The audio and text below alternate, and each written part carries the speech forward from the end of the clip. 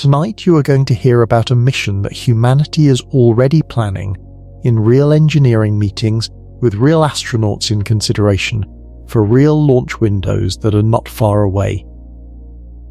The plan is to send human beings to Mars. And here is what very few people say clearly. The plan to get there is much further along than the plan to get back. That is not a design flaw. It is not an oversight. It is the quiet truth sitting at the center of every serious Mars mission proposal.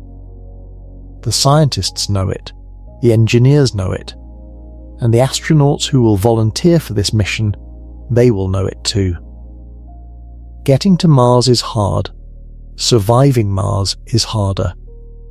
But returning from Mars may be the most difficult thing a human being has ever attempted. And when you understand why, you begin to see that the first people who land on that planet will not quite be astronauts in the sense we mean today. They will be something older and stranger and closer to what the first people who crossed an ocean must have felt when the shore behind them disappeared and the shore ahead did not yet exist. Before we get started, if you love exploring the depths of space as much as we do, take a second to like the video or subscribe. It is a simple action, but it helps this channel reach more curious minds like yours. Now, let us begin. There is an image that no human being has ever taken from personal experience. Not yet. You are standing on the surface of Mars. The ground beneath your feet is rust-coloured and cold, covered in fine dust that clings to everything it touches. The sky above you is not black and not blue. It is a muted pink, fading toward a pale violet at the horizon, and the sun is visible but smaller than it looks from Earth, slightly dimmer, as though someone turned down a lamp that was already not bright enough. You look up, and there, among the handful of stars visible even in the daytime sky, is a pale blue point of light. It does not look significant. It does not look like a home. It looks like a very distant, very faint star that you might overlook if you did not know what it was. That is Earth. That is everyone you have ever known. That is every city, every ocean, every hospital, every mission control room, every face that matters to you, reduced to a point of light roughly 200 million kilometers away. The return vehicle is parked nearby. You can see it from here. It is real, it is functional, and it represents the most expensive and technically difficult piece of hardware humanity has ever built with the specific purpose of bringing you home. And yet standing there, looking at that pale point in the Martian sky, the word home feels strange in a way it did not before you landed.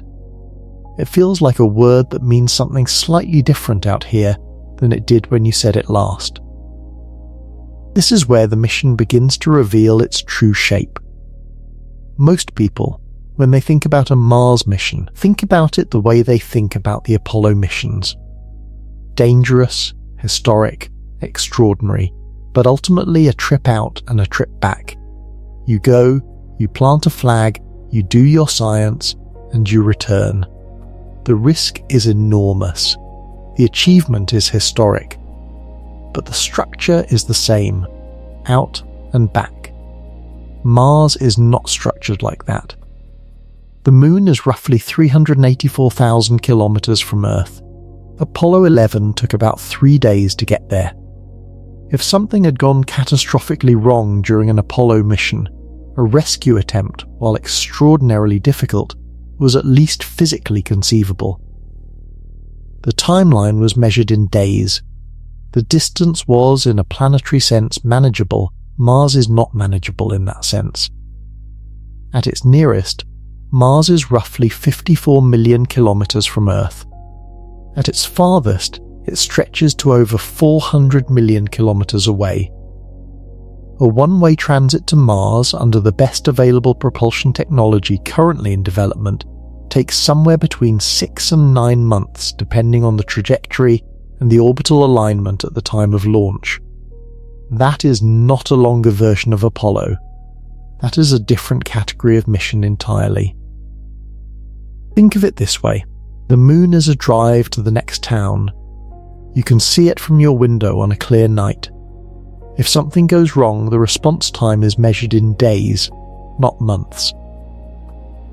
Mars is something closer to crossing an ocean that does not exist yet. On a ship that takes most of a year to reach the other side, where no rescue vessel is waiting, where every message home takes up to 20 minutes to arrive, and where the departure back is not something you can book at will. It is something you wait for. You wait for the solar system to arrange itself into the one configuration that makes a reasonable return trajectory possible. That is the first thing most people do not fully understand about Mars.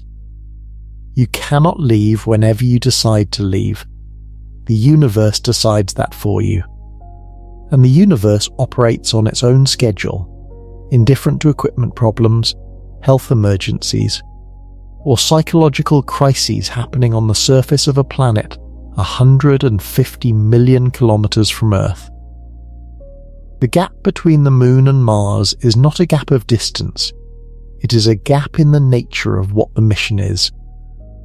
On the Moon, you are still close enough to be connected. On Mars, you are on your own in a way that no previous human crew has ever experienced. And understanding that single fact, that the distance fundamentally changes the category of risk, is where everything else about this mission begins. The return vehicle is right there. You can walk to it in a few minutes. The question has never been whether it is close enough to reach. The question is whether you will be able to use it. Picture two runners on a circular track. One of them runs close to the inside lane, moving fast. The other runs further out, on the wider loop, moving slower. Every so often, the inside runner catches up to the outside runner.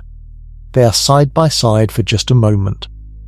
Then the inside runner pulls ahead, and the gap opens again, and the two of them spend the next stretch of time on opposite sides of the track, far apart, moving in the same direction but out of reach of each other. That is Earth and Mars.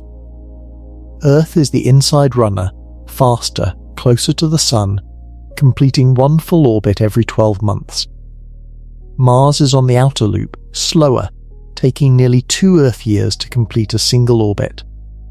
And the moment they are closest to each other, that brief window where the geometry lines up just right, that is the only time a spacecraft can make the crossing in a reasonable amount of fuel and time. Miss that window, and you are not waiting a few weeks.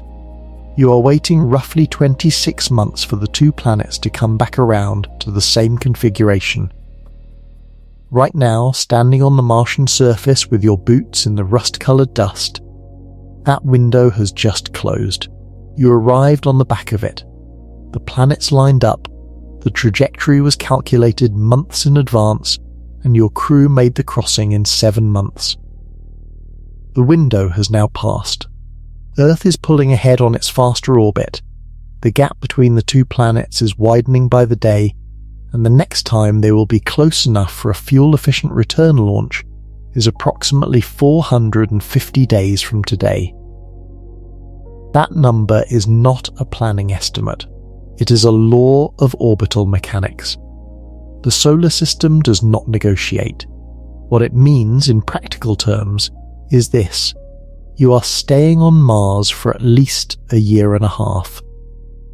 Not because the mission requires it in some optional sense. Because physics requires it. The calendar was written before you launched, before you trained, before the mission was formally approved. It was written in the gravitational arithmetic of 2 planets and 1 star, and there is no emergency exception, no matter what happens on the surface. Early mission architects understood this and accepted it as a hard constraint. They built the mission around the stay. The 450 days are not wasted time. They are the time the crew uses to conduct science, to test survival systems. to operate the equipment that will produce the propellant needed for the return. 450 days is long enough to do meaningful work. It is also long enough for things to change in ways that nobody can fully predict in advance. Long enough for equipment to fail and be repaired and fail again. Long enough for the crew to work through every scenario they practiced and then encounter several they never practiced. Long enough for the planet to do what planets do to things that stay on them too long. Long enough for the body to adapt, quietly and without asking permission, to conditions it was never built for. This is the part the calendar cannot account for. The window opens in 450 days, and the spacecraft can be ready, and the fuel can be produced, and the crew can be standing at the airlock with their suits on. All of that is achievable. But what the calendar cannot write in advance is the condition of the people standing there. Because from the moment your boots made contact with Martian soil, a different kind of countdown began. Not a countdown to departure, a countdown that runs inside the body, measuring what this place is doing to the systems you will need to survive the trip home. You do not feel it yet. Right now, on the surface, in the first days after landing, everything feels sharp and present. You feel alive in a way that simulations and training never quite replicated. The suit is working, the habitat is sealed, the comms alive, and you are standing on Mars, which no human being has ever stood on before, and the magnitude of that simple fact is enough to push everything else into the background. But the body is already at work, quietly making adjustments, and it does not care how you feel today. The first morning in the habitat, you wake up and everything feels slightly easier than it should. You swing your legs off the bunk and your feet hit the floor, and for a fraction of a second your body miscalculates. On Earth, that motion costs a certain amount of effort, because Earth's gravity is pulling you down with a force your muscles have been trained against since the day you learned to walk. On Mars, it costs less. The planet is smaller, its gravitational pull weaker, and your body, which spent 30-something years calibrating every movement to the specific weight of a one-gravity world, is now operating in a place that keeps telling it to do a little less. That feeling of lightness is real. Mars gravity is about 38% of Earth's. You weigh roughly a third of what you weigh at home. Movement is easier, carrying equipment is easier. Even breathing inside the suit feels slightly less effortful when you are on your feet. And that is precisely the problem. The human body is not a static machine. It is a responsive system.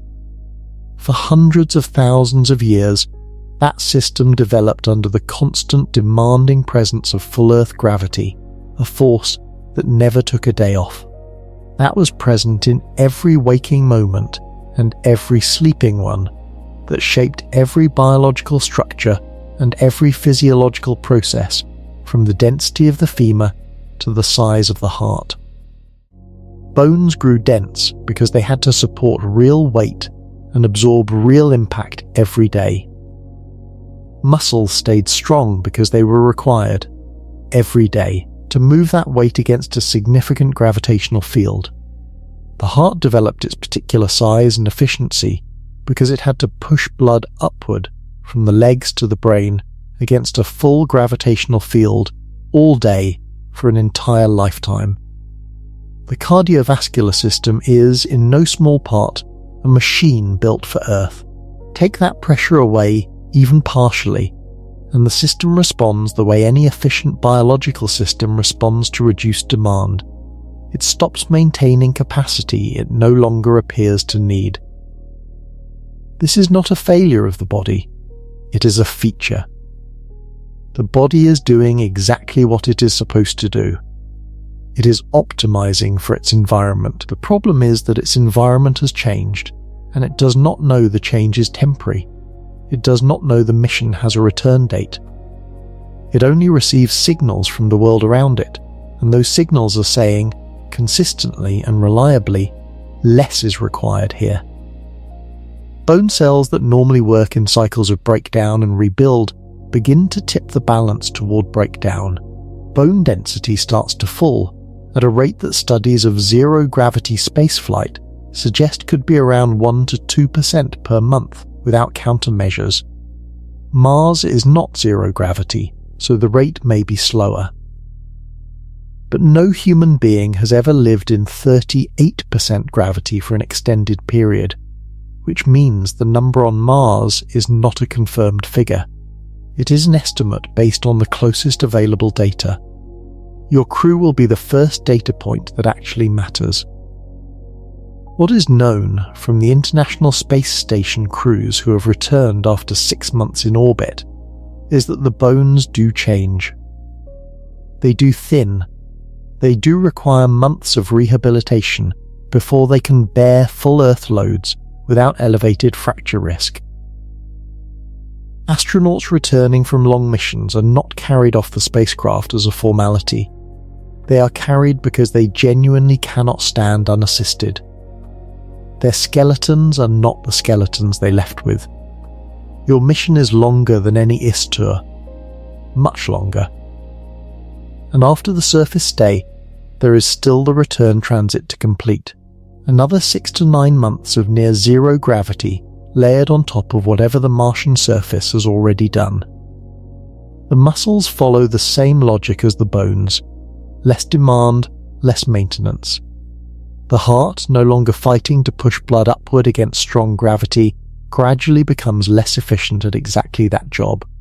Fluid that normally pulls toward the legs on Earth redistributes toward the head and chest in low-gravity environments, creating pressure changes inside the skull that can affect the structure of the eyes over time. Astronauts who have spent extended periods in low gravity have returned with measurable changes to their vision that, in some cases, have not fully reversed. Every morning you exercise. 2 hours, minimum, resistance bands, a treadmill, a harness that strains against a spring system to simulate loading the bones. You have been told that consistent, hard exercise in low gravity can slow the deconditioning. Not stop it. Slow it. You believe this. You do the work. But you are also a scientist, and you understand the difference between slowing a process and reversing one. The body is adjusting to Mars. Every day it is doing that, quietly in the background, whether you are running experiments or sleeping or eating or standing at the airlock looking at the pink sky. It is becoming something that fits here, something built for 38% gravity and thin air, and a world that asks less of it. And somewhere in that process, a question begins to form at the edges of the data. By the time the return window opens, who will be standing at the launch pad? Will it be the person who arrived, or will it be someone slightly different, built for a world that is not Earth, preparing to attempt to return to a planet their body has been slowly forgetting? There is a particle travelling toward you right now. You cannot see it. You cannot feel it. No instrument on your suit is sensitive enough to detect it individually. It was born somewhere far across the galaxy, in the violent death of a star that exploded millions of years before Earth existed, and it has been crossing the universe at nearly the speed of light ever since. It has already passed through the roof of your habitat.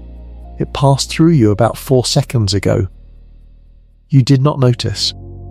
You almost certainly never will. Most of these particles pass through entirely. They enter through the top of whatever they strike and exit through the bottom, leaving nothing behind, producing no effect that biology can detect. The vast majority of galactic cosmic ray interactions are silent, invisible, and harmless. But not all of them.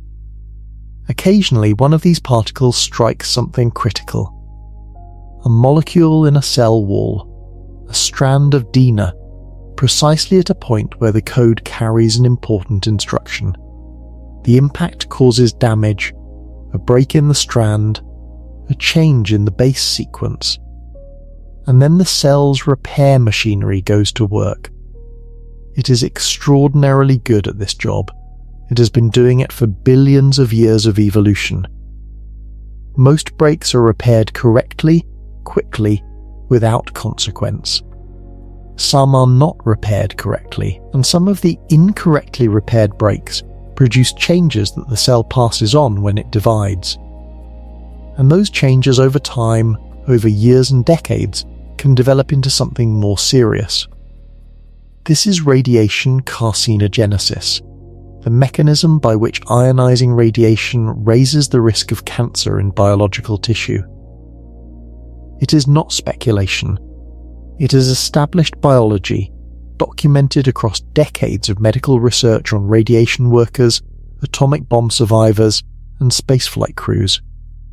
On Earth, you barely need to think about it.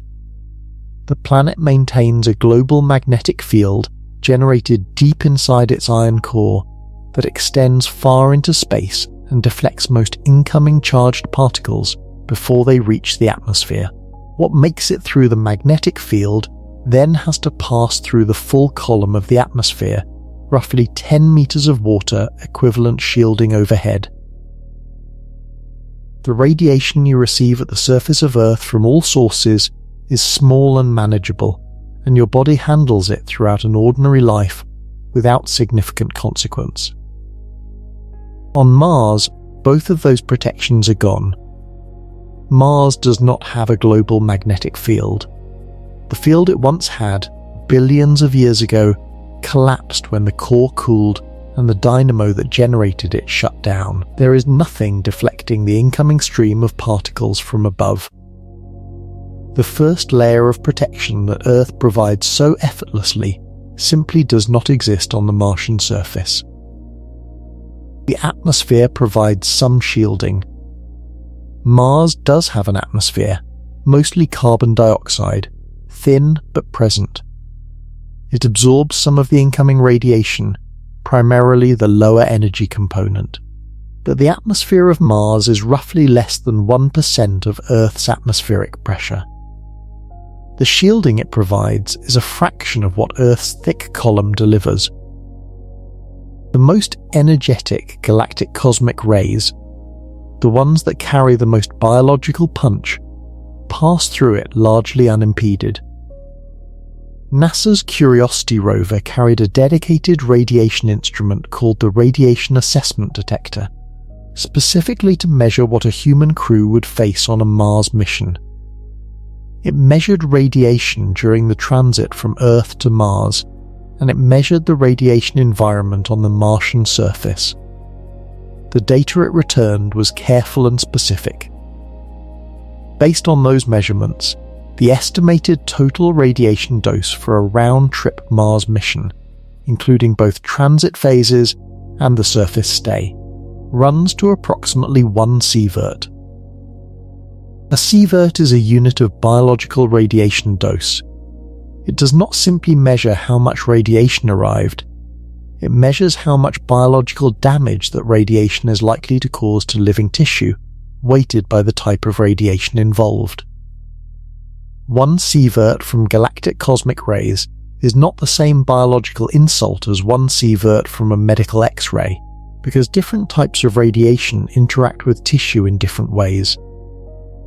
1 sievert is roughly 5 times the annual dose limit for nuclear power plant workers in most regulatory frameworks.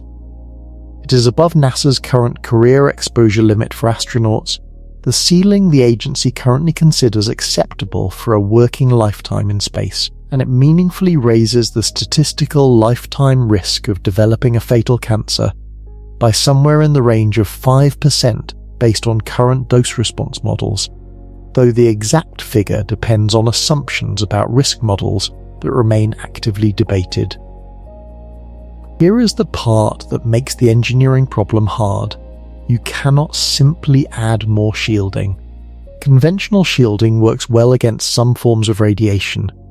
Lead blocks X-rays, Water absorbs lower energy particles. But galactic cosmic rays are different. They are high-energy protons and heavier nuclei, moving at a significant fraction of the speed of light. When they strike conventional shielding material, they do not simply stop.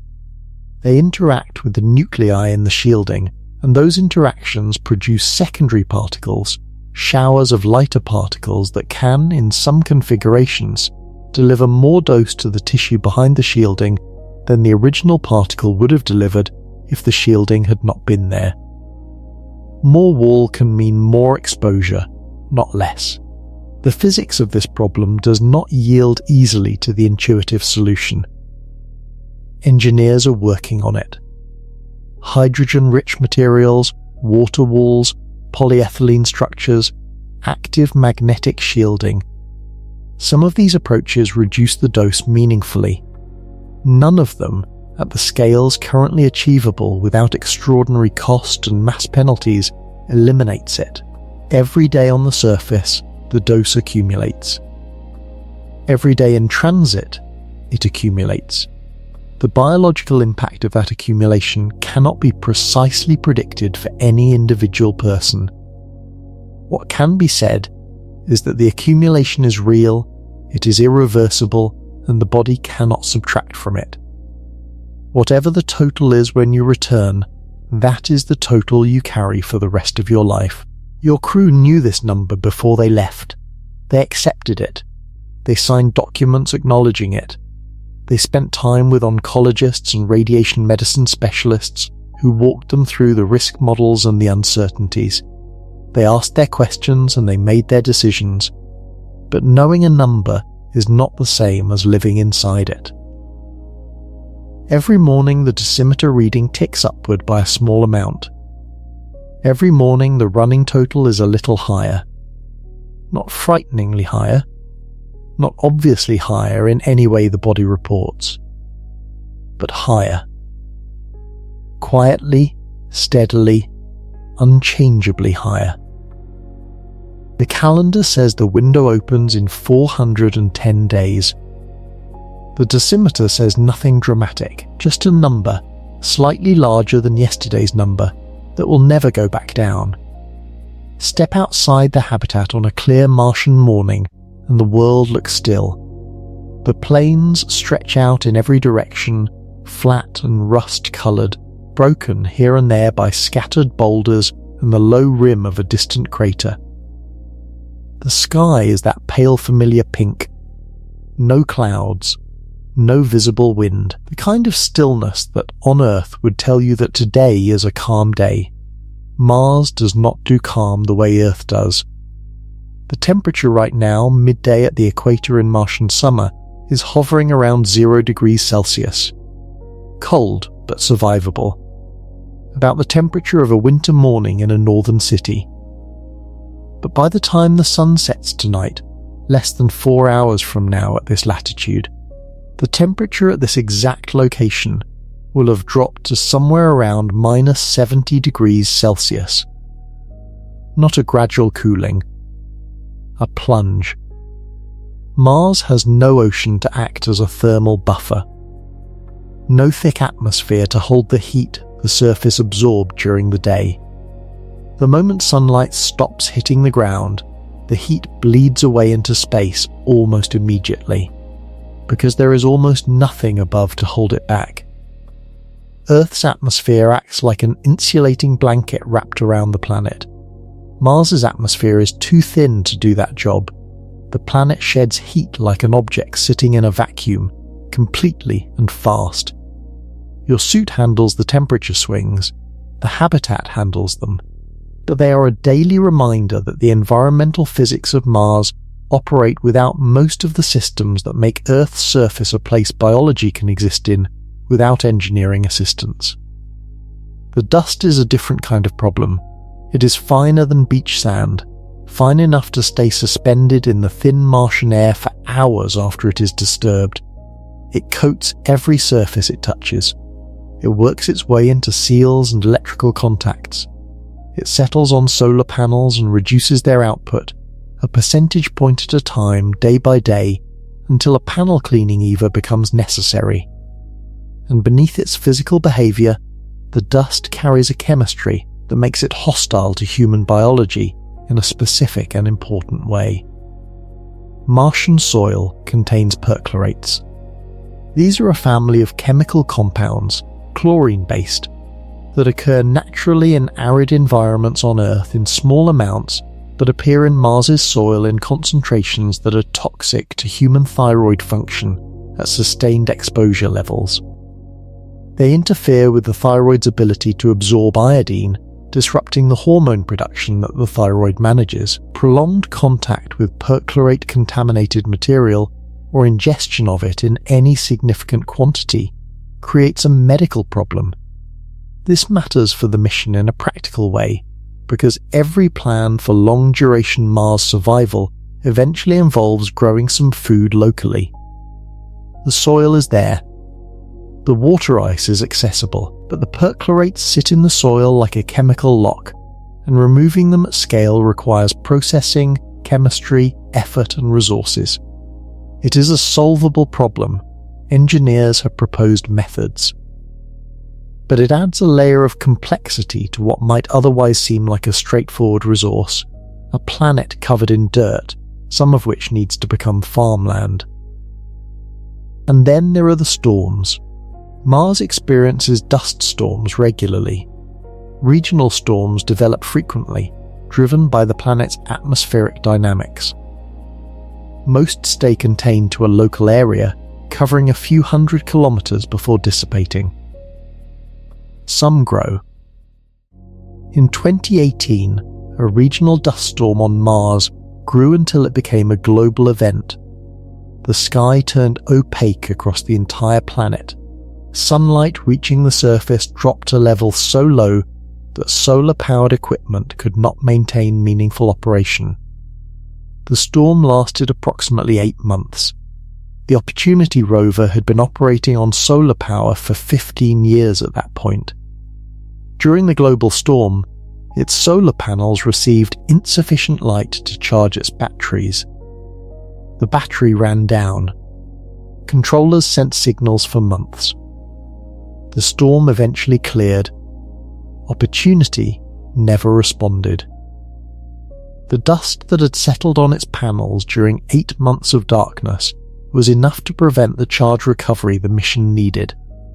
A 15-year mission ended not with a hardware failure, but with dust and darkness.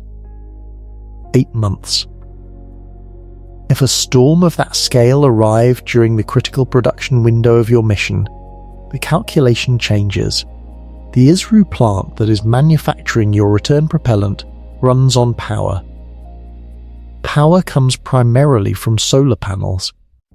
A global storm that reduces solar panel output by 80 or 90% for 8 months does not bend the timeline, it breaks it. The return window is a fixed date in the orbital calendar.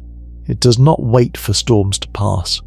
If the propellant is not ready when the window opens anyway, and then it closes, and the next one is 26 months away.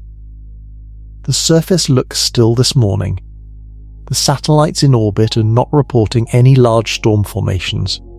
The weather data is clean. You check it again anyway. You will check it every morning for the rest of the mission.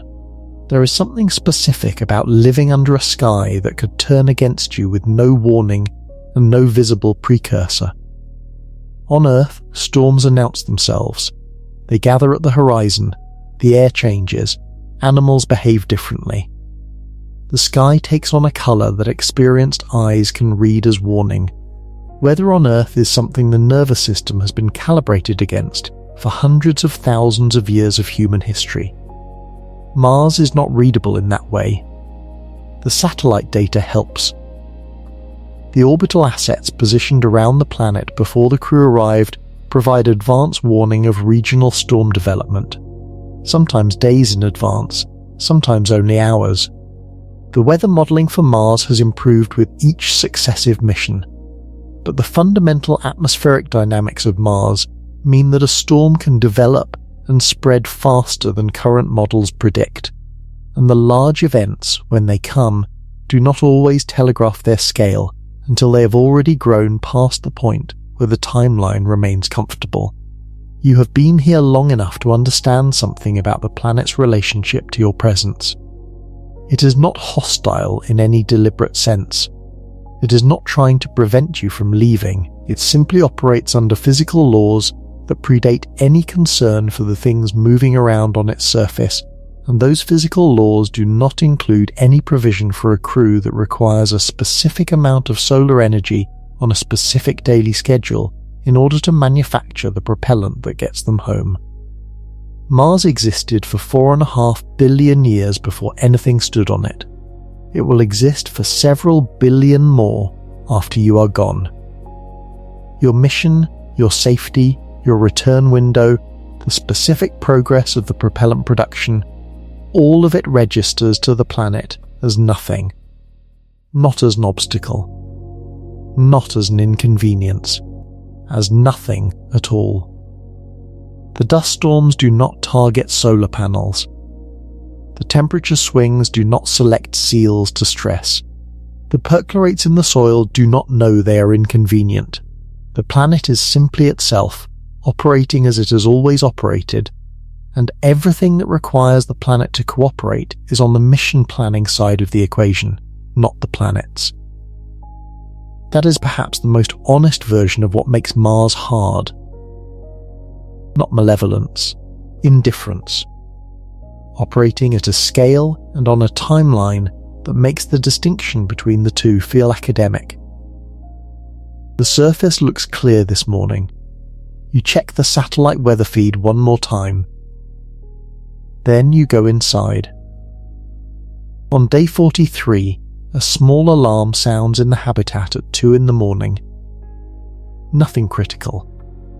A pressure sensor in the secondary airlock showing an anomalous reading, possibly a calibration issue, possibly a microfracture in the door seal. The sensor has given odd readings before, twice in the first month, both times resolved by recalibration. Probably nothing. You get up anyway. The habitat is cold at 2 a.m. Not dangerously cold. The thermal systems hold the interior temperature steady, but cold in the way that confined spaces get cold at night when the activity stops. You pull on your work layer and go to the airlock access panel with a flashlight, running the diagnostic sequence, while the rest of the crew watches from their bunks, some awake, some half awake, all aware. The diagnostic comes back ambiguous on the sensor reading. You check the physical seal manually, pressing your fingers along the inner door gasket, checking for any give or deformity in the material. You run the pressure cycle twice. The readings normalize, probably a calibration drift in the sensor itself. The fix takes 40 minutes. You log it, reset the sensor, and go back to your bunk at 3 a.m. At 7, you send a full report to Earth. You describe the anomaly, the time it was detected, the diagnostic steps, the manual check, the resolution, and your recommendation for follow-up monitoring. You note that this sensor has now flagged twice in 6 weeks and suggest it may need replacement from the spare inventory. You send the message. 14 minutes later, it arrives at Earth. Sometime in the afternoon, the reply comes back. Mission Control has reviewed the report. They agree with your assessment and your recommendation. They note 2 things in the technical reply that would have been useful to know at 2 a.m, specific calibration parameters for that sensor model that can sometimes drift in low temperature environments, and a secondary pressure test procedure that confirms seal integrity faster than the one you ran. Good to know. You log it for next time. 28 minutes round trip. Minimum, at the current orbital positions, it is closer to 32. Every human space mission before this one was built around a different assumption, that Earth was reachable in the moment, that if something went wrong, a voice with more information and more resources could be there, in real time talking you through it. Apollo crews had a round-trip signal delay of about 2.5 seconds, close enough to conversation. The International Space Station operates with delays so small they are effectively zero for practical purposes. Every operational protocol ever written for crewed spaceflight, every emergency checklist, every medical procedure manual, every troubleshooting guide, was written with the assumption that Earth was in the loop, that the people on the ground with the full mission picture could be part of the solution in real time. That assumption is simply not available on Mars. At 43 days in, the anomaly was minor. The crew handled it correctly. The report to Earth was thorough. The reply was useful for future reference. Everything worked as it should, just slowly, in the asynchronous rhythm that Mars distances impose on all communication. But the minor anomaly is not the scenario that keeps the mission planners awake at night. The minor anomaly, handled well, is the routine. The scenario that is harder to design around is the non-minor one. A medical emergency that has to be assessed and treated in the gap between a question sent and an answer received. A system failure that branches into a decision tree where some branches lead to irreversible consequences. A situation where the right call is not in any manual, and the people who would know what to do are on the other side of a physical law that cannot be argued with. The crew of a Mars mission is, from the moment of arrival, the most autonomous human team in history. Not autonomous because the mission was designed that way. Autonomous because the distance enforces it. Mission control becomes something closer to a very knowledgeable colleague who responds thoughtfully to written reports, available for consultation in an asynchronous way, but unable to be present for the conversation that actually matters, the one happening in real time on a surface that is moving faster than any message can follow.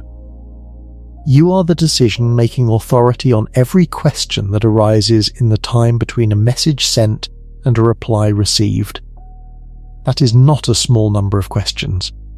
That is all of them. There is a phrase that appears in various forms across the history of remote expeditions and isolated operations. The crew is the expert on their own situation. It means that the people monitoring from a distance, however knowledgeable and however closely they are watching, are working from a model of the situation. The crew on site is working from the situation itself. When those two things conflict, the crew's direct experience carries information the model does not have. On Mars, this is not a philosophical observation. It is the operational reality of every decision that must be made in any time frame shorter than a day, which is most decisions. The crew trains for this. The selection process tries to identify it, that particular combination of technical competence and psychological stability that allows someone to operate well under genuine uncertainty without a safety net behind them. The training runs scenarios where Earth cannot be reached in time. It builds the habit of autonomous decision-making into the team's operating culture before they ever leave Earth's orbit. But there is a difference between training for something and living inside it for 500 days.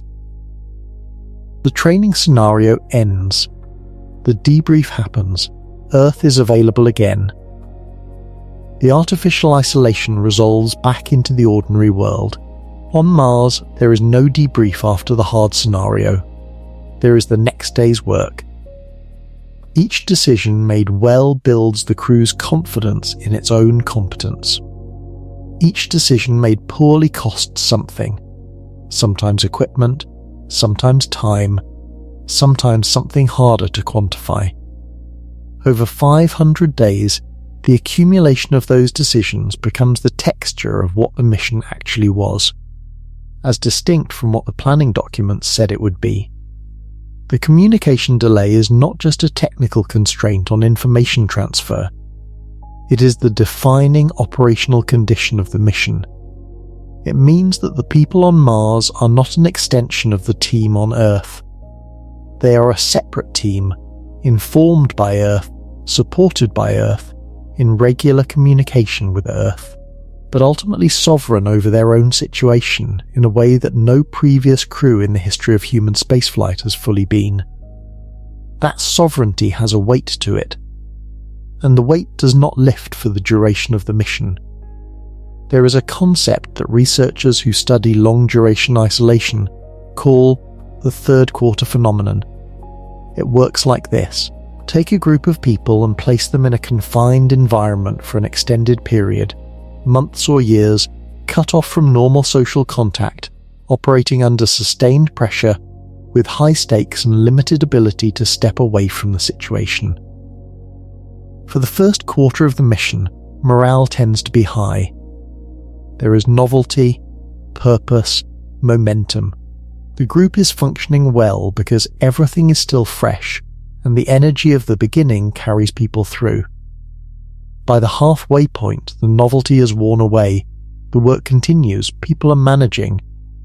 But the fatigue is showing in small ways, in slightly shorter patience, in the quality of sleep, in the preference for routine over variety. The group is still functional, but the maintenance costs have risen. Then comes the third quarter.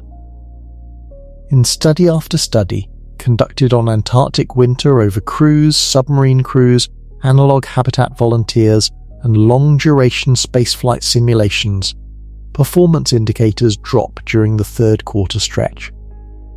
Interpersonal conflict increases. People withdraw. Sleep becomes fragmented. Cognitive tasks that were handled easily in earlier phases begin to require more effort. Errors increase, not catastrophically, not in ways that destroy the mission, but measurably, consistently, in ways the data shows clearly. The driving mechanism is not any single stressor, it is the cumulative weight of all of them, sustained past the point where the initial motivation can continue to carry the psychological load. Human beings are built for the sprint and the medium distance. We are good at sustained effort when there is a visible end. The third quarter is the stretch where the end is close enough to feel real, but far enough that the distance still hurts. The fourth quarter often sees a partial recovery, driven by the approaching finish. The knowledge that the end is genuinely near acts as a motivator. But the third quarter is the mission's most vulnerable stretch, and it tends to arrive at the point where the stakes are highest. For a Mars mission, the third quarter lands somewhere around month 10 to month 13 of the surface day.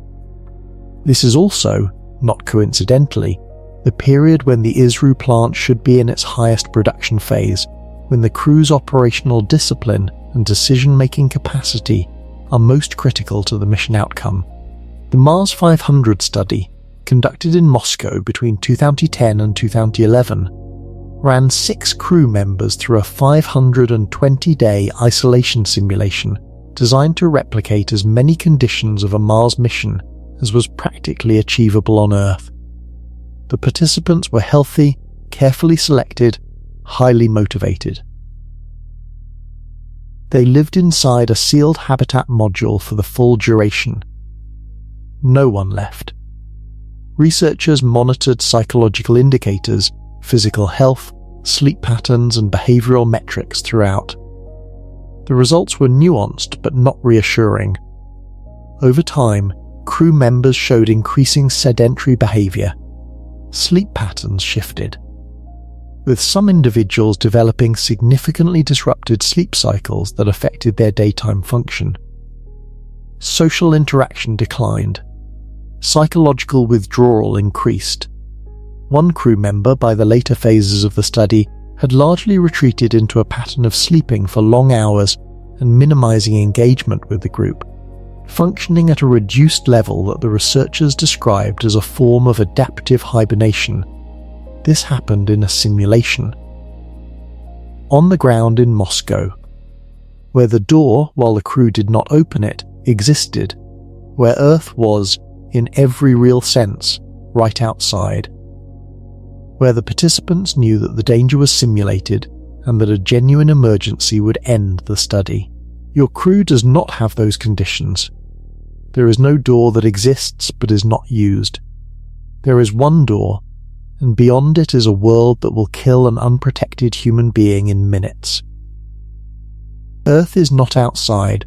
It is a point of light that, on particularly clear mornings, you can identify in the Martian sky if you know where to look. The communication delay does not just slow the exchange of technical information. It also shapes the texture of psychological support.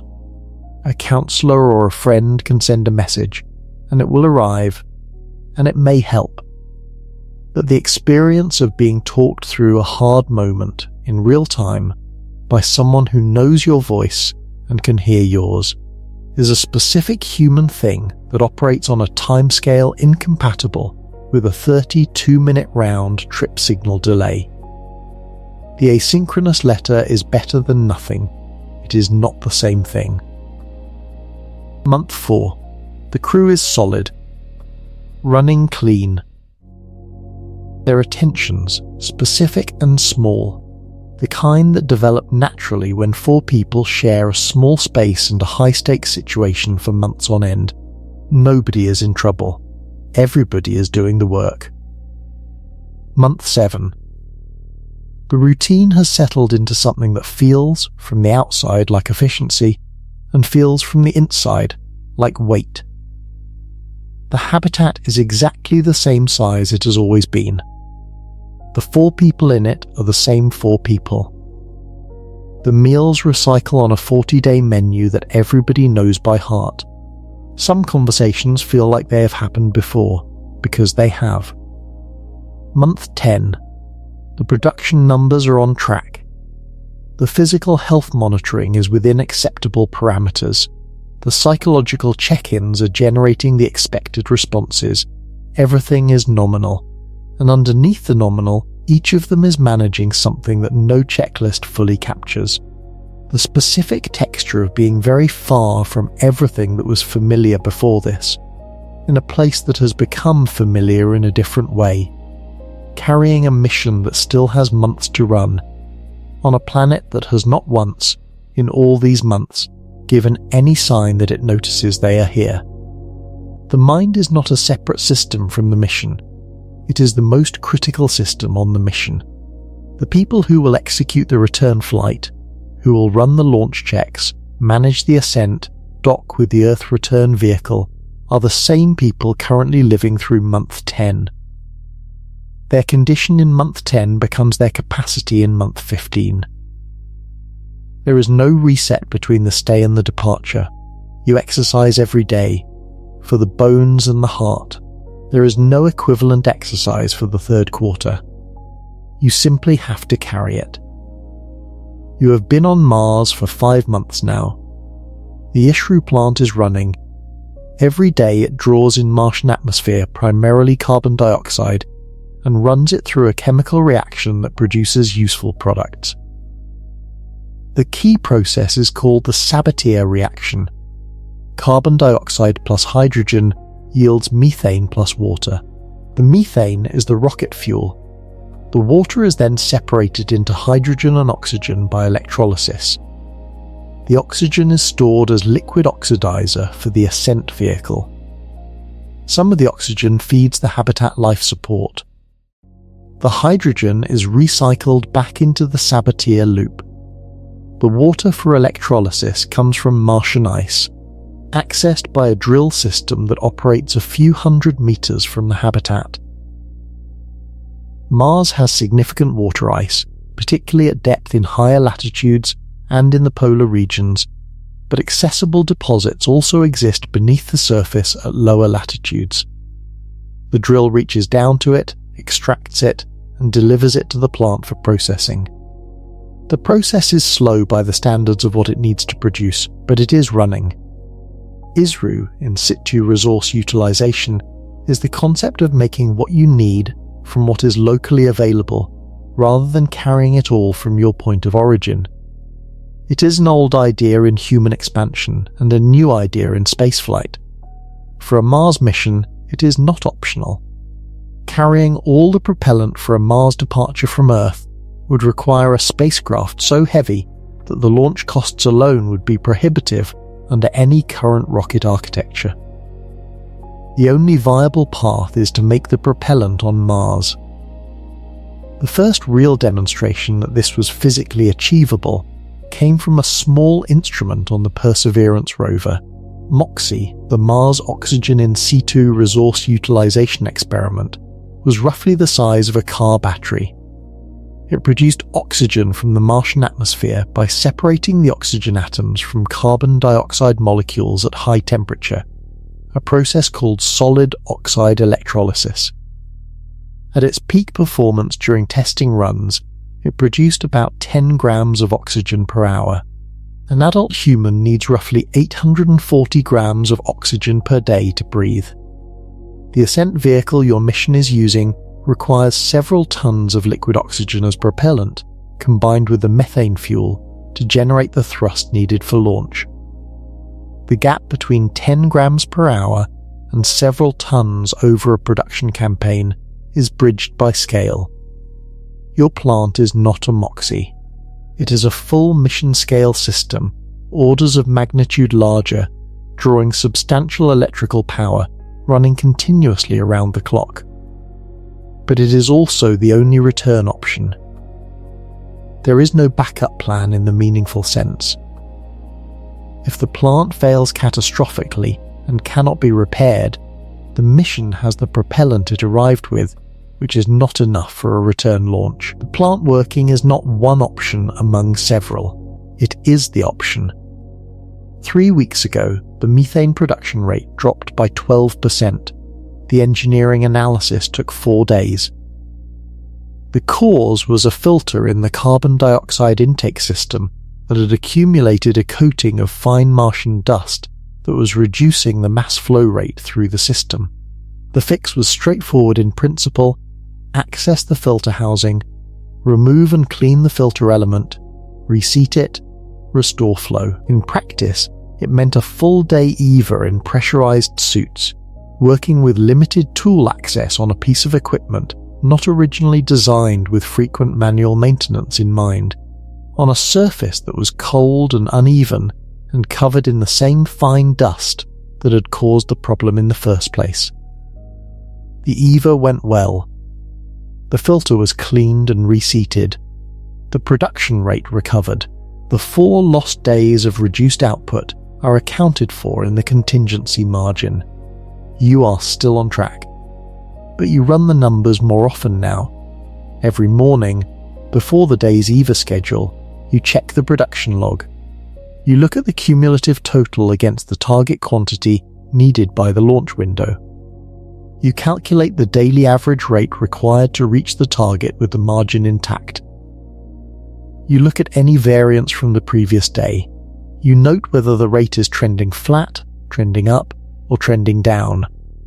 This morning the number is sitting comfortably within the acceptable band. Not in the comfortable band, the band where you would stop watching it with this level of attention. But acceptable. Acceptable is not the same as comfortable. The window opens in 262 days. The plant needs to average a specific daily output for those 262 days to reach the target fill level with margin. Right now, it is averaging that rate, plus a small fraction above. The filter holds. You check the pressure drop across the intake assembly every morning now before breakfast. It has become a ritual as automatic as the rest of the morning protocols, one more data point in the running calculus of whether the return is still on track. The plant is running. 262 days. The launch window opens in 44 days. The propellant tanks are at 91% of the target fill level. You have run the math in every available quiet moment for the past month, and the answer keeps coming back the same. 91% with 44 days remaining at the current production rate will deliver you to approximately 97% of target by launch day, which is within the contingency margin for a nominal ascent trajectory with standard upper atmosphere parameters. The math says this is enough. You trust the math. You also know the difference between math working and hardware working, and those are not the same thing.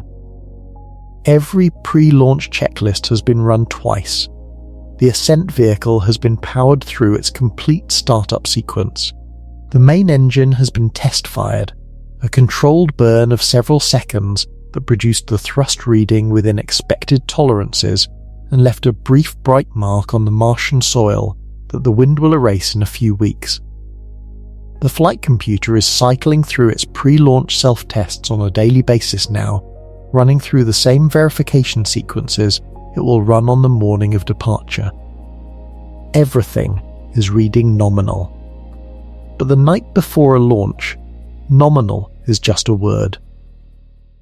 Anyone who has ever been close to a rocket launch understands that a checklist clearing and a rocket working are related but not identical categories.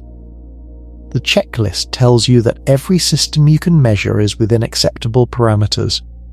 It does not tell you what you cannot measure. It does not tell you about the bolt that talked to spec but will loosen under thermal cycling, about the seal that passed its pressure test under controlled conditions and will behave differently under launch loads, about the sensor that has been reading correctly for 450 days and will choose launch morning to give you its first bad reading. These things are unlikely. The mission has been engineered to make them unlikely. The redundancies are in place. The margins exist for a reason. But unlikely is not impossible, and you are sitting on the last planet in the solar system, with any significant gravity before the void of interplanetary space. And the ascent vehicle either works or it does not. And there is no second attempt scheduled. You sit in the habitat, the last full evening before departure, and you look around at the space you have lived in for 460 days. The scratches on the floor near the galley from the equipment case that slipped during a reorganization in month 3. The repair patch on the wall behind your bunk, slightly visible under the overhead light, where a humidity sensor failed and condensation built up before anybody caught the reading. The collection of Martian rocks that one of your crewmates began leaving on the shelf near the forward porthole, one from each EVA, each one a different colour or texture, each one representing a morning walk you will not take again. You stop noticing most of this around month 6. The habitat became the habitat. The way any lived in space becomes invisible with familiarity. The walls stopped being walls and became the background of a life you are living. Tomorrow they will be something you are leaving. The ascent itself takes roughly 9 minutes from ignition to orbit. The vehicle burns its methane-oxygen propellant in a sequence designed to lift the craft off the surface, push it above most of the thin Martian atmosphere, and insert it into a low elliptical orbit where the Earth return vehicle is waiting. 9 minutes of burn. If the engine performs nominally, if the guidance system tracks the planned trajectory, if the staging sequence executes correctly, in 9 minutes you will be in Martian orbit, moving at about 3.5 kilometers per second, and the surface will be below you and getting further away. 9 minutes. For an event with no alternative outcome if it fails, 9 minutes is a very long time. You close your eyes. You run the launch checklist from memory, in the dark, for the last time before the morning when it counts. You have run it so many times that it has lost its shape as a list of steps and become something closer to a rhythm, a sequence so deeply embedded it could run without conscious effort. That is the goal of the training. That is what the repetition was for. Outside the porthole, the Martian night is deep and cold. Phobos, the larger of the 2 small Martian moons, crosses the sky from west to east moving faster than any moon moves in Earth's sky because it orbits Mars so closely that it laps the planet's rotation. Deimos, the smaller one, drifts much more slowly in the other direction, slow enough that it looks nearly fixed against the stars. The stars themselves are brilliant and dense, more stars than you can ever see from Earth's surface through its atmosphere, arranged in patterns you have learned over 460 days of looking at this particular sky from this particular place. The window opens in 14 hours. The math says you are going home. The ascent vehicle cleared the surface at 06:47 local solar time. 9 minutes and 23 seconds later, you were in orbit. It worked. The relief of that moment does not fit neatly into any category of emotion. It is not triumph, though there is something of triumph in it. It is not joy, though that is part of it. It is something more physical than emotional, the release of a tension that had been constant for so long you had stopped registering it as tension. The feeling of a breath held continuously for 460 days suddenly, completely allowed to go. You are in Martian orbit. The Earth return vehicle, which was pre-positioned before the crew ever launched from Earth, is in the same orbit plane, approaching from behind on its slower arc. In a few hours, the rendezvous and docking sequence will close the gap. The hatches will open. The crew will move through. The trans-Earth injection burn will fire, and Mars will begin to recede. But first, from orbit, you look down at the surface. From up here, the scale is different. The landscape you spent 460 days living inside, which felt vast and personal and close, now looks like what it is: a planet. The rust-coloured plains and the dark volcanic terrain and the white of the polar ice cap visible at the edge of the disk. The specific crater, whose specific rim was visible from the habitat porthole, is not findable anymore. Everything that was specific from below has become general from above. The return transit takes 6 to 7 months. 6 to 7 months in a spacecraft considerably smaller than the habitat you just left. 6 to 7 months of near-zero gravity. The environment that the International Space Station crews experience, except that your body is arriving at this zero gravity from a different starting condition than theirs does. IS astronauts arrive at their missions fresh from Earth, with the full bone density and muscle mass and cardiovascular function of someone who has been in Earth gravity until very recently. They then spend 6 months in zero gravity and return home with the deconditioning that 6 months of zero gravity produces. You have spent 15 months in 38% gravity, losing density and mass and cardiac efficiency at whatever rate 38% gravity produces, a rate the medical literature can estimate but cannot confirm because no controlled data exists for it. Now you are entering 6 to 7 months of near zero gravity, which will accelerate the same processes that the Martian surface started. The compound effect of those two environments in sequence has never been measured in a human being. You are, again, the first data point. Month 2 of the return transit. The exercise protocols are running. 2 hours per day, resistance and cardiovascular, the same commitment you maintained on the surface. The medical officer measures your physiological markers weekly and logs them against the baseline data collected before departure. The numbers are moving in the direction that was predicted, and in some areas moving slightly faster than predicted. The bone density markers have accelerated their decline now that the 38% gravity is gone and zero gravity has taken over. The cardiovascular measurements are following the expected trend. The vision monitoring is showing early signs of the intracranial pressure changes that extended low-gravity exposure is known to produce. Month 3. Earth is visible in the forward camera as a disk now, blue and real and noticeably larger than the pale point it appeared from the Martian surface. The crew watches it some mornings. Nobody says much about it. It is there. It is getting closer. The transit is going well. Month 4. The crew is quieter than during the outbound transit. Not conflict. Not breakdown. A particular kind of settled exhaustion, the kind that comes from nearly 2 years of sustained high alert functioning in an environment where no day can be fully ordinary. People sleep when they can. Conversations have the comfortable efficiency of people who have shared a very specific and very long experience and no longer need to explain context to each other. Month 5. The medical data continues to trend in the expected direction.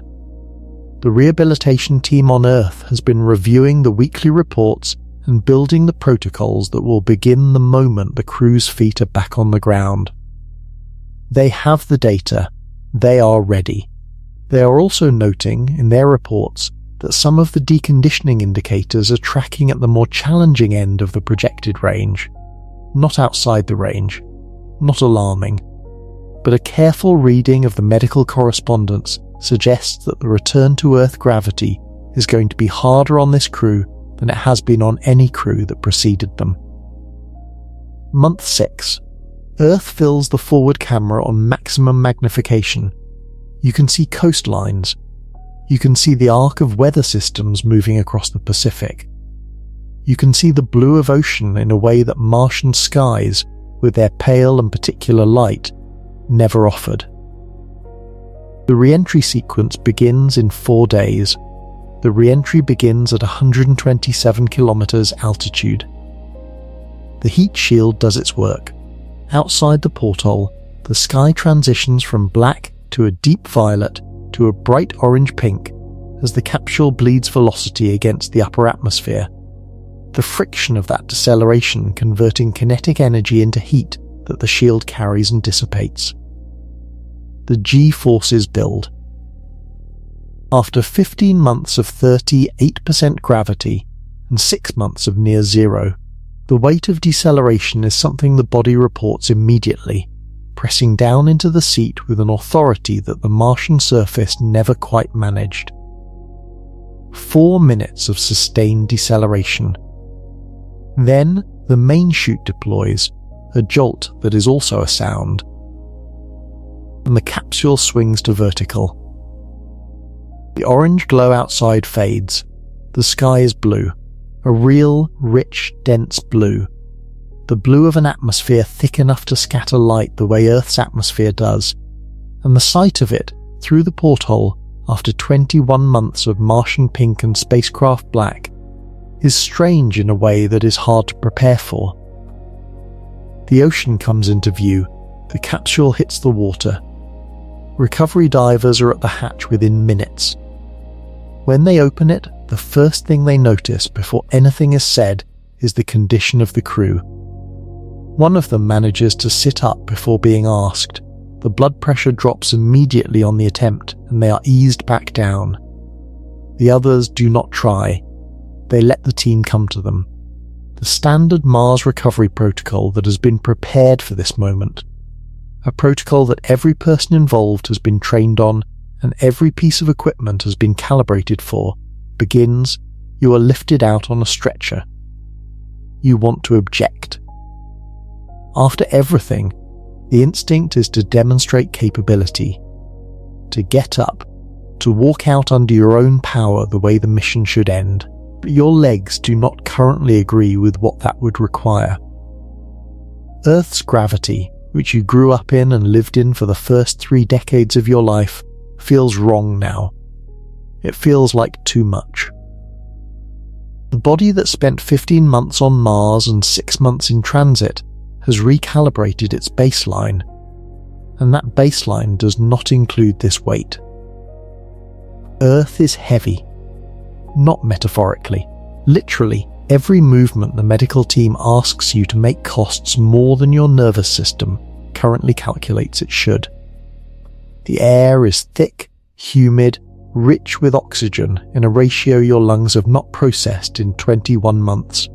The sounds of the recovery operation are louder than anything you have heard since before launch. The light, even filtered through the hatch opening, is more saturated, more blue shifted, more present than Martian light ever was. The rehabilitation begins the same day. This is not a formality, it is a medical necessity. The team at the recovery facility has been preparing for this arrival for months, reviewing the transit medical data, building individualized protocols for each crew member, staging the equipment and the specialists required for a return that the medical literature cannot fully describe because no precedent for it exists. You are not the first astronaut to return from a long mission, but you are the first to return from this specific sequence: 15 months in partial gravity, followed by 6 months in microgravity, followed by Earth re-entry. The rehabilitation framework draws on everything known about long-duration spaceflight recovery and extrapolates it forward into territory where the data runs out. The doctors are working carefully, competently, and in a domain where careful and competent are not the same as certain. Some of what they expected is happening on schedule, some is happening faster. The bone density markers are at the challenging end of the projected range. The cardiovascular deconditioning is significant. The vision changes require immediate specialist evaluation. You are going to recover. The trajectory is consistent with full recovery. The timeline is uncertain. Earth, the planet you flew across 21 months of space to return to, the pale blue point you looked at from the Martian surface and held between your thumb and forefinger, is currently the hardest environment your body is trying to manage. You are going to need to learn to live here again. That sentence sounds dramatic when you say it about your home planet, but it is accurate in the same way that the physiological data is accurate, not as metaphor but as operational fact. The rehabilitation team does not use the word relearn casually. They use it because the body's calibration has shifted. The neural pathways that manage posture, balance, and movement have been running on a different set of inputs for 21 months. The cardiovascular system has been managing a different gravitational load. The bones have been bearing less weight, and now, suddenly, the full weight of Earth is back, and none of those systems are currently configured for it. Walking on a flat surface is manageable within a few days for most long-duration spaceflight returnees. Stairs take longer. Running is weeks away, if not months. The fatigue is profound and specific. Not the tiredness of exertion, but the tiredness of a body doing work it is no longer optimized for. Every basic movement slightly more expensive than the system thinks it should be. You expected this. You knew it was coming. The preparation was thorough, and the medical team is excellent, and the protocols are well designed. None of that changes the specific experience of lying on a recovery bed on the planet you flew across the solar system to return to, listening to birds outside the window, and finding that Earth feels like a place you are going to need a few months to get used to again. 2 worlds. For 21 months you lived in one of them. Now you are in the other, and for the first time in your life, you know what it feels like to be between them. The rehabilitation facility is quiet in the evenings, 6 weeks back on Earth. Walking is functional now, assisted on stairs and anything uneven, unassisted on flat surfaces for short distances before the fatigue sets in. The medical markers are improving on the expected trajectory. The doctors are pleased with the progress, carefully, in the measured language of people who know better than to make confident predictions about a physiological situation without full historical data behind it. In the evenings, after the structured activities end and the monitoring equipment settles into its overnight logging rhythm, you sit by the window. The facility is comfortable. It was designed with exactly this kind of extended recovery in mind, quiet, low stimulation, with enough space and enough natural light to give the body and the mind some of what they need to find their footing again. The staff are careful and present without being intrusive. The schedule is full but not overwhelming. Everything about the environment is designed to minimize friction and support recovery. It is also very clearly a place designed for people who have come back from something. You are one of those people now. You have been back for 6 weeks, and you have not fully settled into that identity yet. The mission was so long and so complete that it is hard to know where it ends and where ordinary life begins. The briefings continue. The medical assessments continue. The data from the mission is being analysed in real time by dozens of researchers who have been waiting for exactly this dataset for years. You are still, in a functional sense, inside the mission, even though the mission is over. Outside, the sky is blue. A blue that still registers as unusual after 21 months away. A blue that comes from an atmosphere thick enough to scatter light into the full spectrum of colour that a human eye can read as sky. Clouds move across it. Real clouds, made of water vapour, the kind that build and change and sometimes go dark at their underside when a storm is coming. A bird crosses the upper corner of the window and disappears behind the frame. Somewhere on the ground, someone is mowing grass, and the smell of it, green and alive and complex in a way that no recycled habitat air ever was, comes in through a gap in the windowsill. You have been thinking about a word, home. On the morning you launched from Earth, the word had a specific and unambiguous meaning. Home was the place you were leaving. Home was the people at the launch site. Home was a geography, a gravity, a particular quality of sky. On Mars, the word changed. Not suddenly. Not on any specific day you can identify. Gradually, across hundreds of days, the way the meaning of a word changes through use. Worn smooth by repetition until the original edge is no longer the only edge. The habitat became home. Not a substitute for home, not a temporary shelter that was not home. Home, in the functional sense that the word carries when you use it without thinking. The sound of the Isru plant running in the background became the sound of a home working. The particular quality of Martian light at midday, that slightly cold, slightly pale light that comes from a sun a third smaller than it looks from Earth, became the light of a place where you lived. And now you are sitting by a window in Earth, in the actual place the word was originally attached to, and something is not quite right with the fit. Not that you do not want to be here. The blue sky is genuinely welcome. The smell of grass is real and good. The people you return to are here, and the reunions were full and genuine and held everything that 21 months of distance had built up in them. But there is a layer of strangeness to Earth now that was not there before.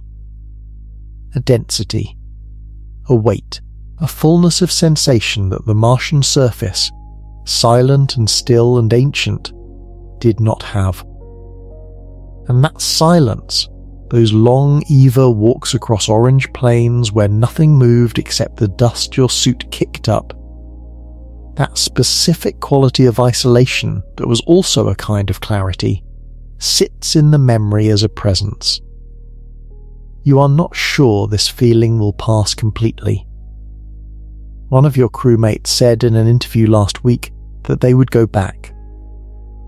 Not immediately, not without the full rehabilitation, not without better systems and better preparation, but back. They used a word that surprised the interviewer, the way the interviewer's expression changed when they heard it. They called Mars theirs, not in the sense of ownership, in the sense that a place you survived and built within and learned the rhythms of becomes yours in a way that does not unhappen when you leave it. Psychologists who study this kind of shift in extreme environment survivors have a name for it: place attachment, the cognitive and emotional bond that develops between a person and a specific environment through extended shared challenge and cohabitation. It forms in Antarctic researchers who spend a winter over at the pole and feel, when they return to normal life, that they left something important behind. It forms in submariners, in caving expedition veterans, in anyone whose survival for a significant period depended on a specific confined environment.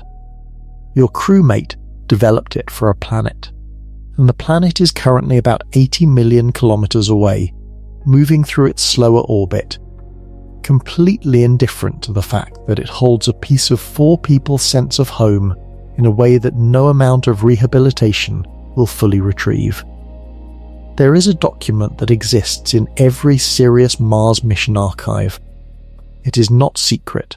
It is not hidden. It is accessible to anyone who knows how to navigate technical mission planning literature. But it is not the document that appears in press releases, and it is not the document shown at public briefings, because its language does not translate well into the kind of communication that builds political will for space programs. It is the Risk Acknowledgement Framework, the document that lays out, in careful engineering and medical language, the full range of outcomes the mission planners consider possible.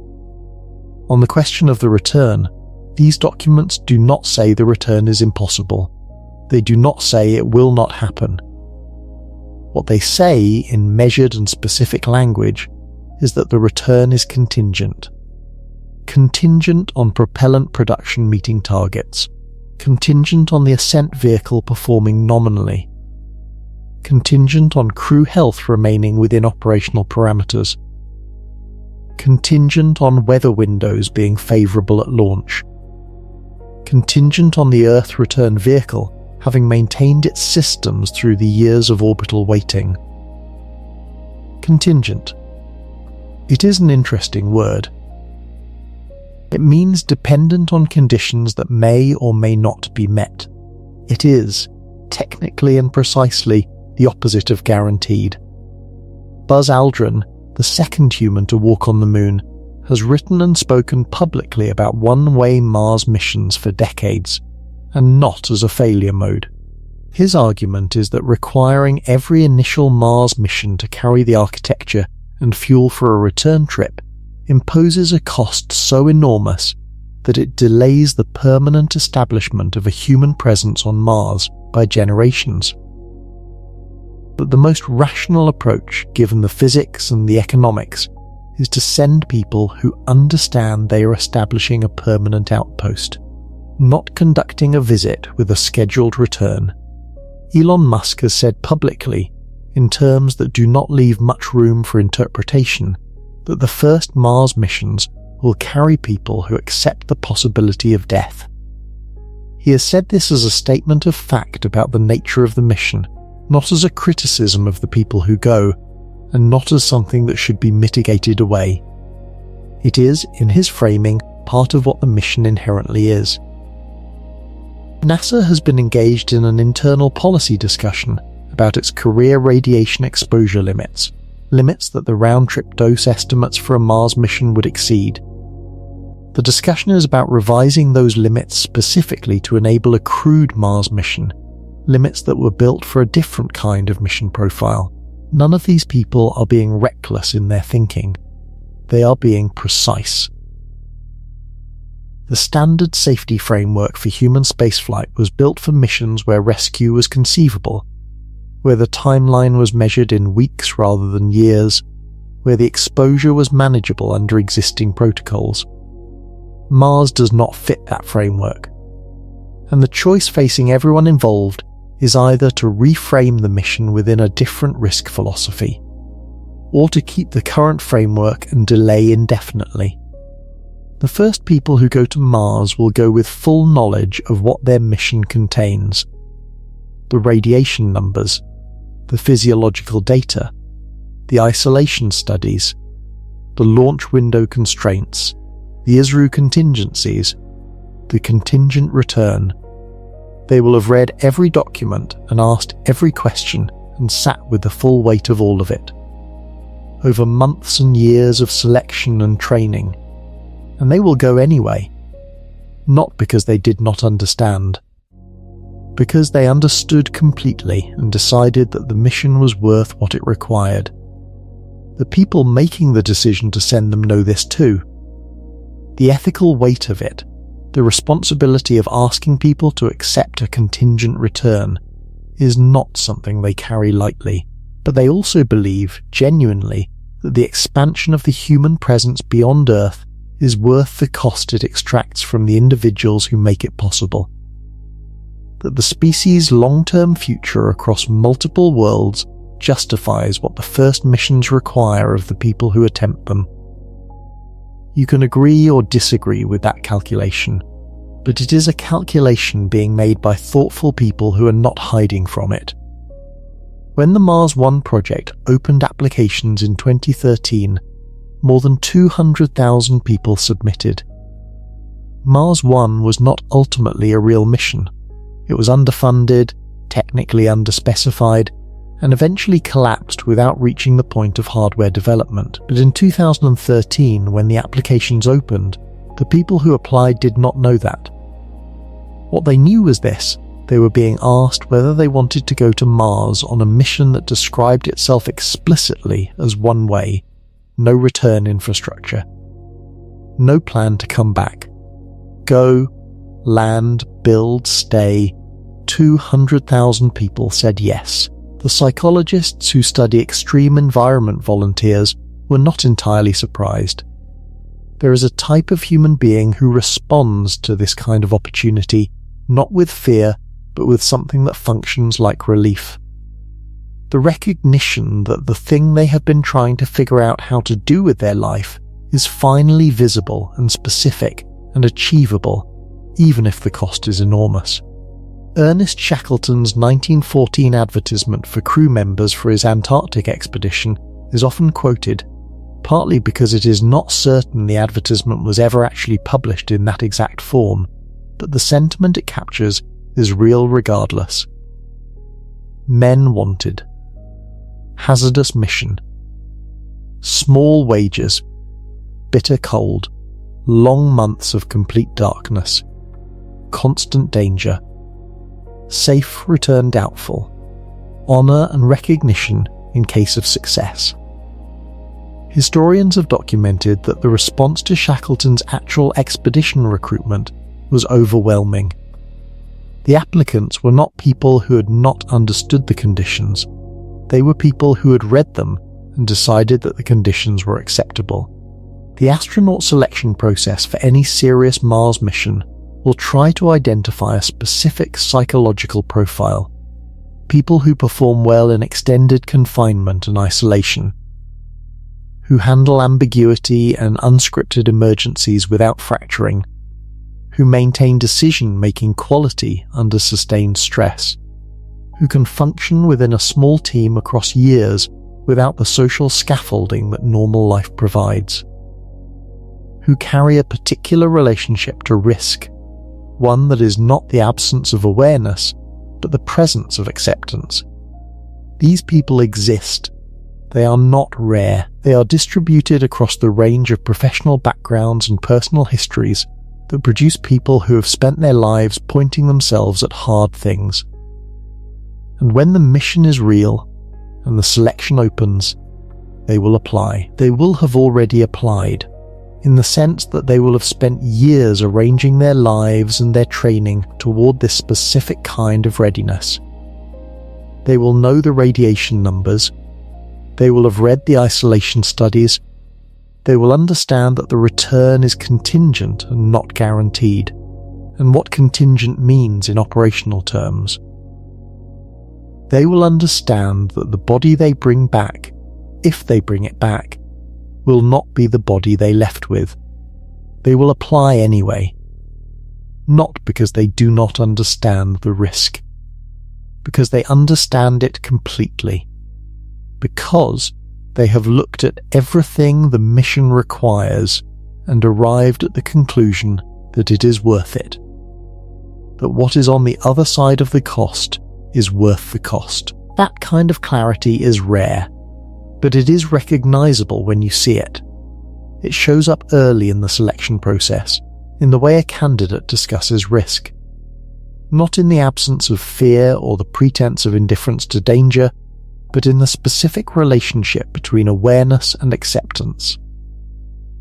The candidate who has thought carefully about the radiation numbers, the isolation data, the contingent return language, and arrived at the conclusion that the mission is still worth attempting, is not showing recklessness.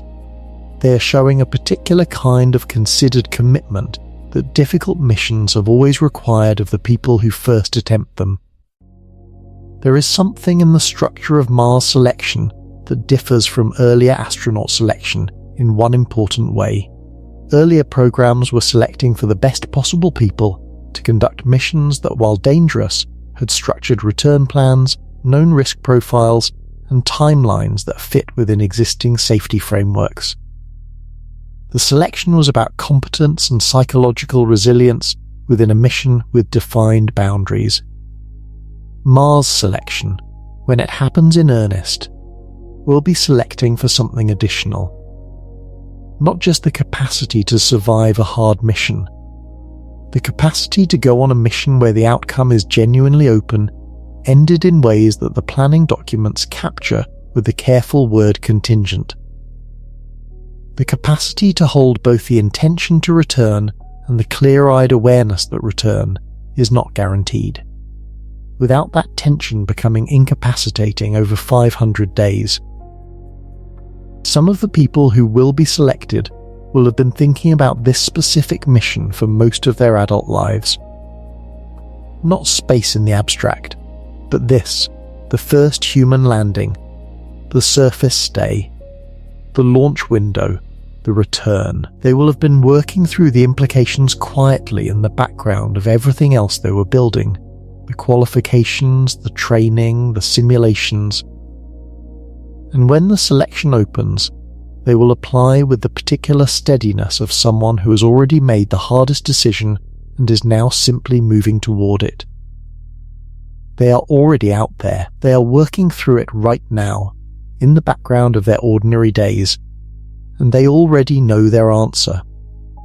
There is a question that the title of this script carries, and you have now seen enough of the picture to hear it answered directly.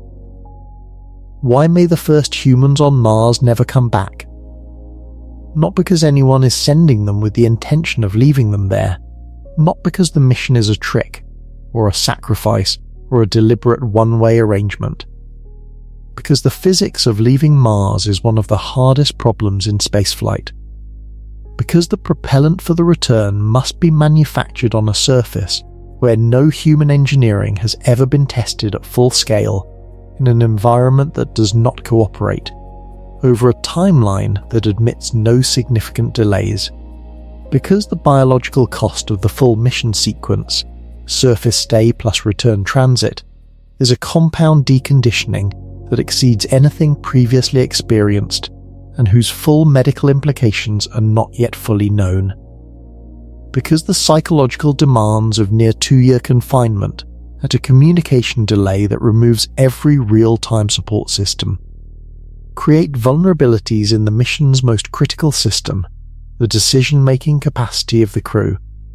And because, after all of that, there is the quieter possibility that some of the people who go will find, over 500 days on a planet that is not Earth, that the relationship to home has been renegotiated in a way they did not plan for, and cannot simply reverse. Not that they do not love what they left.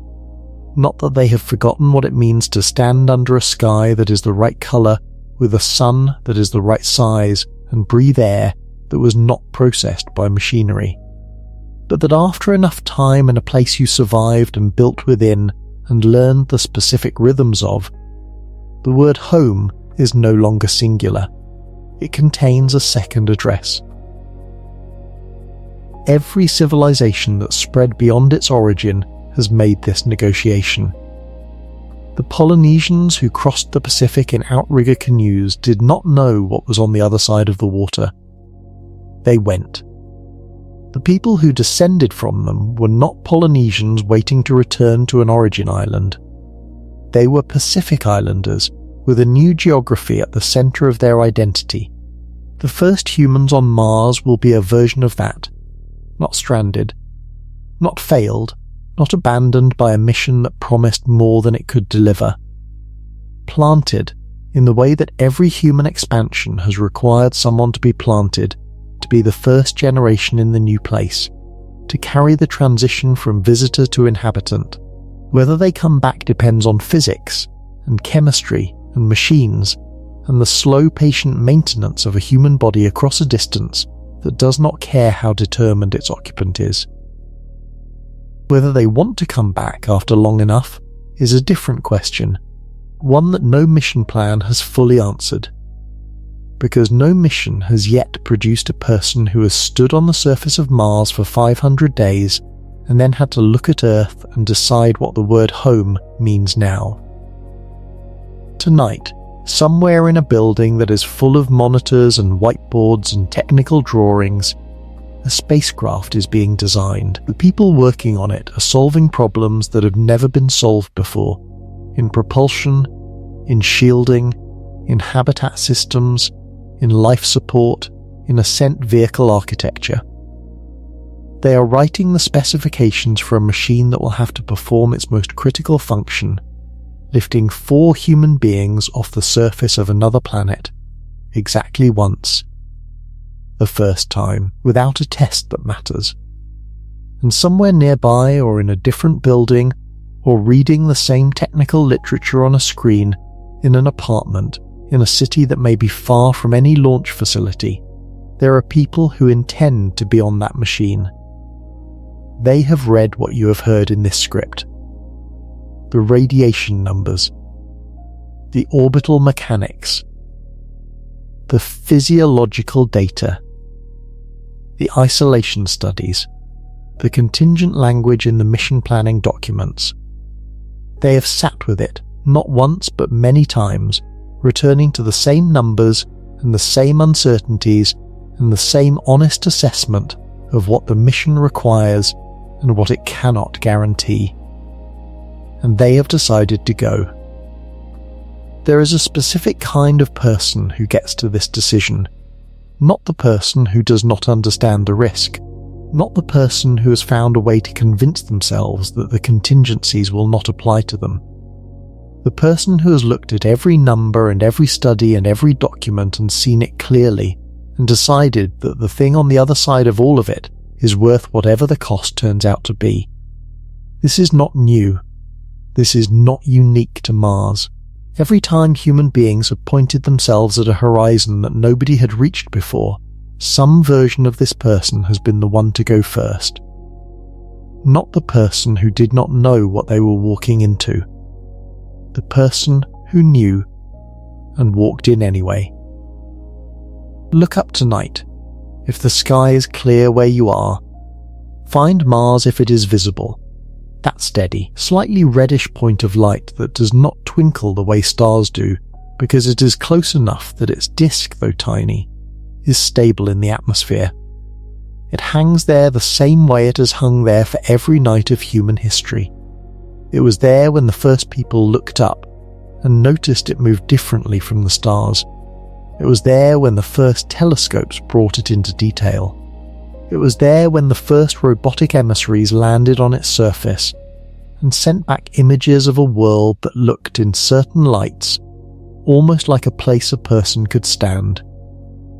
It is a planet, a real one, with a surface and seasons and weather and a day almost as long as Earth's and 2 small moons that cross the night sky in opposite directions, and polar ice caps that grow and shrink with the seasons and dust that has been settling and resettling across empty plains for billions of years.